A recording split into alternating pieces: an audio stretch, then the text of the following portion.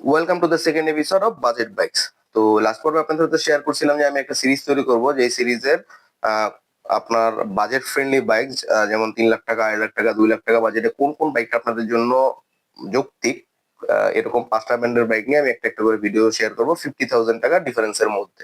তো প্রথম ভিডিওটা আমি 2.5 লাখ থেকে 3 লাখ টাকা বাজেটের মধ্যে 5টা বাইক আপনাদের শেয়ার করছিলাম, যেখানে সুজুকি, ইয়ামাহা, হোন্ডা, সেই সাথে আপনার হচ্ছে হলো টিভিএস, তারপর আপনার বাজাজ বলেন, এবং হিরো ছিল।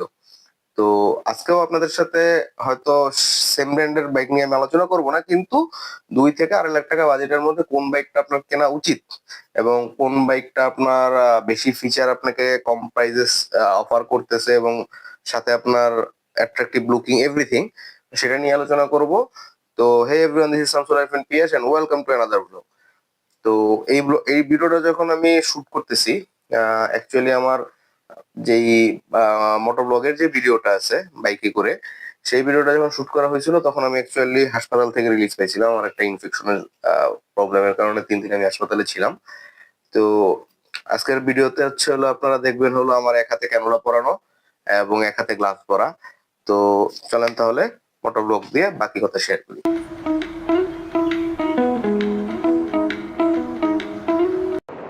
তো ভাই লোক, যেটা বলছিলাম, বামাতে ক্যানোলা, ডান্নাতে গ্লাস পরে বাইক চালাতে চলে আসছি।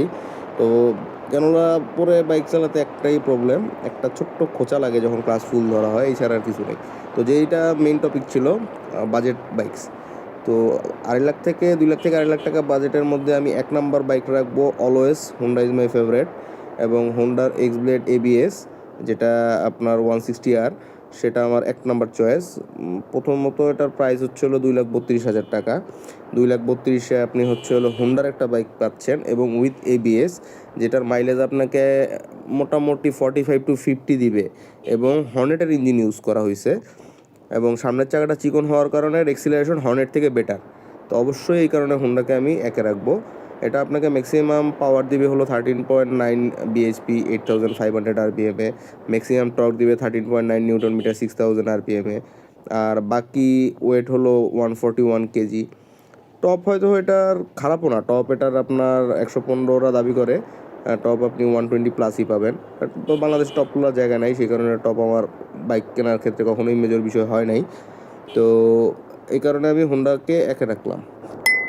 সেকেন্ড যে বাইকটা রাখছি এটা অনেকের পছন্দ হবে না ব্র্যান্ড দেখে, কিন্তু আমি নিজে জিক্সার কেনার আগে আমি এই বাইকটা মোটামুটি ফাইনালাইজ করেই ফেলছিলাম।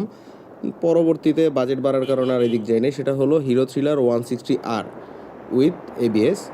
বাইকটা দুইটা ভেরিয়েন্ট আছে, একটা খুব সম্ভবত ডুয়েল ডিস্ক এবিএস, ওটা 2,10,000, আর একটা মনে হয় সিঙ্গেল ডিস্ক এবিএস আর পিছনের ড্রাম, ওটা 2 লাখ। তো এই বাইকটা আসলে হিরো হওয়ার কারণে আমার কাছে লাগে হলো ওইভাবে পপুলারিটি পায় নাই যেভাবে ইয়ামাহা, সুজুকি, হোন্ডা পায়। কিন্তু 2,10,000 টাকা বাজেটে আমার মনে হয় না আপনাকে আর কোনো কোম্পানি এবিএস অফার করতেছে। এখন হিরো এক্সট্রিম আসছে, সেটাও হিরোই, কিন্তু মানে 160 সিসি সেগমেন্টে আমার মনে হয় না আর কোনো কোম্পানি আপনাকে উইথ এবিএস এত লো প্রাইসে অফার করতেছে। যে এবং এটার আপনার পাওয়ারটা চিন্তা করলে 15 বিএইচপি ইন 10,000 আরপিএম। এটার পাওয়ার হচ্ছে হলো জিক্সার বলেন বা এই রেঞ্জে যে কটা বাইক আছে সব কটা থেকে বেশি। টর্কও 14 নিউটন মিটার, 7,500 আরপিএমে। জিক্সারের যেখানে 14.1, অলমোস্ট সেম, কিন্তু প্রাইস ডিফারেন্স অলমোস্ট 70,000 টাকা। মাইলেজও 40-45 পাবেন অ্যাভারেজে, 139.5 কেজি। তো হিরো থ্রিলার আসলে আমি যখন বাইক কিনতে গেছিলাম তখন হিরো থ্রিলার আমার চয়েসে ছিল, তো সেই কারণে আমি এটাকে 2-এ রাখছি। এবং আমি 2-এ রাখার 1 আর 2 এই দুইটা বাইকের প্রথম কারণ হচ্ছিলো রাখার উইথ এবিএস, সেফটি ফার্স্ট। তো এই কারণে হচ্ছে হলো হিরো থ্রিলার আপনার 160R হচ্ছে হলো আমার সেকেন্ড চয়েস।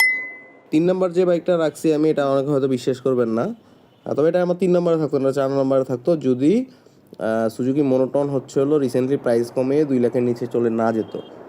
2 লাখের নিচে চলে যাওয়ার কারণে এখন এটা আমার 3 নাম্বার অপশনে আছে। এবং আমি বাইক কেনার ক্ষেত্রে যদি এই বাইকটাতে এবিএস থাকতো, আমি জিক্সার না কিনে এটা কিনতাম, যেটা হলো ইয়ামাহা এফজেডএস ভার্সন 2। এটা আমার কাছে খুবই পছন্দের একটা বাইক, ব্ল্যাক কালারটা। কিন্তু প্রাইস রেঞ্জটা তারা আস্তে আস্তে বাড়িতে বাড়িতে 2.35 গেছে। আমার কাছে লাগে হচ্ছিলো এই বাইকটা 2 লাখ টু 2,10,000 এই প্রাইস রেঞ্জ হলেও হয়, অথবা মনোটনের আশপাশে থাকলো, কেননা এটা এবং মনোটন একই সাথের গাড়ি এবং মোটামুটি দুইটা সেম ফিচারই আপনাকে অফার করে। পাওয়ার ফিচার বাদ দিলাম, আদার যে ফিচারগুলি আছে সেম ফিচারই অফার করে। সেখানে মনোটনের দাম যদি 1,90,000 নিচে অলরেডি চলে গেছে, সেখানে আপনার এফজেড ভার্সন 2 235 বিক্রি হচ্ছে। এটা জাস্টিফাইড না, কখনোই জাস্টিফাইড না। আপনি যতই বলেন কমফোর্ট এই সেই অনেক কিছু বলে এরা, কিন্তু দাম জাস্টিফাইড আপনি করতে পারবেন না।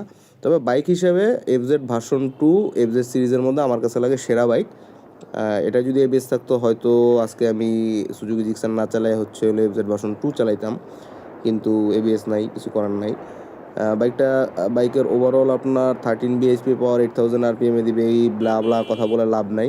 এটার পাওয়ার সম্পর্কে সবাই জানে, এই রেঞ্জে 150 সিসি 160 সিসি রেঞ্জে এটার পাওয়ার সবচেয়ে কম, কিন্তু তারপরেও আমার কাছে বাইকটা ওভারঅল বাইকটা আসলেও ভালো। 4 নম্বরে আমি রেখেছি হচ্ছে হলো টিভিএস অ্যাপাচি আরটিআর 4বি। এই বাইকের আমি কোনো স্পেসিফিকেশন বলবো না। এই বাইকের পাওয়ার, টর্ক, হাবিজাবি যা আছে বাংলার সবাই জানে এটার পাওয়ার আসলে আউটপুটটা কোন লেভেলে আপনাকে দিবে। কিন্তু এটার আসলে মূল প্রবলেমটা আমার কাছে লাগে এটার ব্যালেন্সিং অন্যান্য বাইকের থেকে কিছুটা বাজে, যে কারণে হইতে পারে আপনার এই কারণে অ্যাক্সিডেন্টের রেট বেশি, অথবা ছাপড়ি ছেলেপেলের বাইকের টপের কারণে কম টাকায় অল্পতেই বেশি স্পিড পাচ্ছে, সেই কারণে কিনে, সেটার জন্য হইতে পারে। তবে অ্যাকচুয়ালি বাইকটার হচ্ছে হলো দুইটা ভেরিয়েন্ট আছে। একটা হচ্ছে হলো আপনার উইথ এবিএস 2,35,000 টাকা, আর আরেকটা আছে উইথাউট এবিএস, সেটা 2,14,000 টাকার মতো। তো টিভিএসের এটা মোটামুটি বাংলাদেশে আমাদের ছাপ্পি সমাজের কাছে বহুল প্রচলিত বাইক, কিন্তু যদি আপনি নিজে ছাপ্পি না হন, ওভারঅল বাইকটা ভালো। আপনার রেডি পিক আপ ভালো আছে, মাইলেজে একটু সমস্যা, মাইলেজ খুবই কম দেয়। এটা মাইলেজটা বাদ দিলে বাইকটা ওভারঅল ভালো। আর আপনি যদি হালকা পাতলা কিছু মডিফিকেশন করে নিতে পারেন, এটা আপনাকে বেস্ট সার্ভিস দিবে। এবং লাস্ট যে বাইকের কথা বলবো সেটা হলো লিফান কেপিআর 165R ইএফআই, যেটার বর্তমান বাজার মূল্য 2,25,000 টাকা। আপনার এই রেঞ্জে মোটামুটি আপনি একটা স্পোর্টস বাইক পাচ্ছেন, এটা নিয়ে কোনো সন্দেহ নাই। এবং এটা নন এবিএস, এটা একটা প্রবলেম, সিবিএস ব্রেকিং সিস্টেম এটা ইউজ করছে। এছাড়া আপনার 17 বিএইচপি পাওয়ার পাচ্ছেন আপনি 8,000 আরপিএমে, 17 নিউটন মিটার টর্ক পাচ্ছেন আপনি 6,500 আরপিএমে। তো এই রেঞ্জে আপনাকে আর বাংলাদেশের কোনো বাইক, সেটা আপনার যেই বাইকের সাথে তুলনা করেন, এটা 160 অ্যাপাচি 4বির কথা বললেও হবে না, এই বাইক আপনাকে বেস্ট প্রোভাইড করতেছে। এবং টপ স্পিড ওরা ওয়েবসাইটেই বলতেছে 130, সেখানে আপনি কই পাবেন এটা আপনি নিজেই চিন্তা করেন। এটা ওই সময় একটা সময়ের খুবই পপুলার বাইক, একটু পুরান হলেও বাইকটা আপনার যদি আপনার বাজেট কম থাকে, বাজেটের জন্য আপনি এই বাইকটা স্পোর্টস বাইক কিনতে চান, সেই হিসাবে এই বাইকটা আপনি কনসিডার করতে পারেন। তো এই হলো আমার 5টা বাইকের রিভিউ ছিল। ইনশাল্লাহ নেক্সট ভিডিও হচ্ছে হলো আমার 1.5 লাখ থেকে 2 লাখ টাকার মধ্যে যে বাইকগুলি আছে সেটা নিয়ে আলোচনা করব। আর ভিডিও একটু দেরিতে দেওয়ার কারণে দুঃখিত, অসুস্থ হয়ে হাসপাতালে 3 দিন ভর্তি ছিলাম, এটা একটা প্যারায় গেছে দিন। তো আজকের ভিডিওটা এই পর্যন্ত। ভিডিওতে কোনো কিছু ভালো লাগলে অবশ্যই লাইক কমেন্ট করে জানাবেন, খারাপ লাগলেও অবশ্যই কমেন্ট করে জানাবেন, যাতে পরের ভিডিওতে সেটা শুধরাইতে পারি। তো দেখা হবে সামনের কোনো ভিডিওতে অন্য কোনো সময়ে, সে পর্যন্ত সবাই ভালো থাকবেন এবং প্যারা নাই চিল, সবাই চিল করতে থাকবেন। খোদা হাফেজ।